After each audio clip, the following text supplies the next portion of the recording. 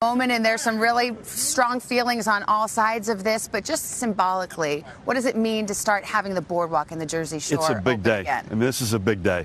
We're doing outdoor dining today, all retail, not just essential. Daycare is opening. We've got barbershops and hair salons next week. We're slowly but surely getting back on our feet. You had to go to court, actually, a fight with Asbury Park.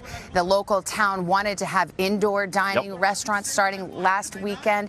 In the end, you won in court, but the larger battle is going on literally as we speak. There are business owners who are enraged that this reopening hasn't happened sooner. Yeah, I mean, listen, you mentioned this, we were the second hardest hit state in America, over 12,600 fatalities. The virus indoors is far more lethal than when it's outdoors. So we got to be very careful about opening up things that are inside, lack of ventilation, close proximity. We'll get there. There's no question we'll get there. We're just not ready yet. Yeah, I mean, look, I don't know if people can hear it. We have a heckler who's yelling about this very thing. I mean, this rage that people feel about businesses not being opened fast enough, it's real. Why aren't you moving more quickly? You know, a lot of business owners say it's kind of arbitrary. Why can I walk to Home Depot and with 100 people, but I can't go have a meal? Yeah, I mean, this guy deserves to say what he wants to say, but honestly, overwhelmingly, the majority of folks get it. We make the decisions, they're not arbitrary, they're based on facts and data.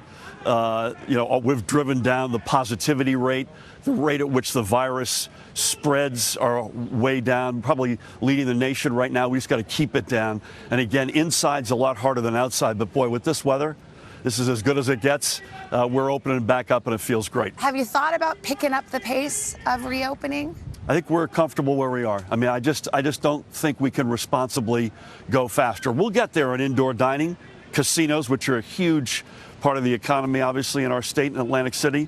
We'll get there, but we got to do it responsibly. We've seen the protests that have gone on. You yourself attended one of the protests. You then changed the rules so that outdoor gatherings of more than 100 people could go on. But again, some business owners see a disconnect there. They see a double standard.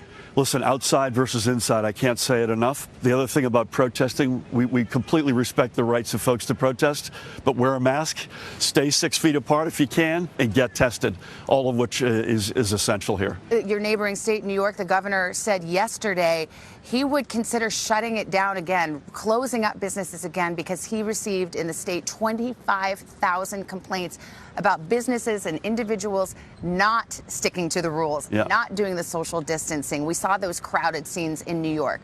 If it comes to that in this state, are you willing to go backwards there? Would you close it up again? You have to leave that on the table as a consideration. I hope to God we don't have to. We now test more than any other state in America. We're building up our contact tracing and isolation plans. I hope that if we see this thing, God forbid, come back again, we can surround it, drive it back into the ground, but we have to leave all options on the table. How worried are you about a surge? I mean, either from the protests or other gatherings. We saw, you know, Memorial Day, and in the Sun Belt, so many states are seeing that surge now. I'm less worried about the outdoor stuff, honestly. I'm far more worried when we get inside. My gut tells me, and again, I'm practicing without a license, that this will come back. But God willing, it'll come back in spurts that we can, with testing and contact tracing, surround it and push it back down. What an interesting time we live in. We're facing a pandemic, and then also this moment of great reckoning and upheaval with regard to racial injustice in this country. As I mentioned, you attended a protest with your family. There's a movement afoot to defund the police. Do you support defunding the police? Actually, we attended 2 protests, and it was extraordinary. One, a community overwhelmingly of color, and one, a community overwhelmingly white. Here's what I believe. This is a mosaic with lots of pieces in it. We have to build up. We've been investing since day one in the state, since we got here, in education, healthcare, social services, and we'll continue to do that.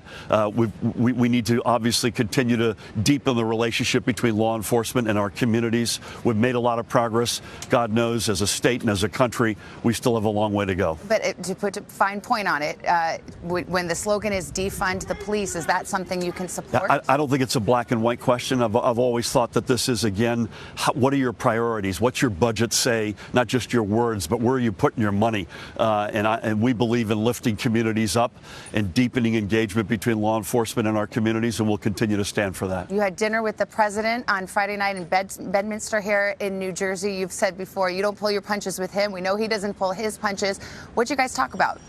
We talked a lot about coronavirus and our economic recovery. We talked a lot about infrastructure. The president approved a huge project for this state and this region, the so-called Portal North Bridge, which has been sitting there waiting to get replaced since 1910, believe it or not.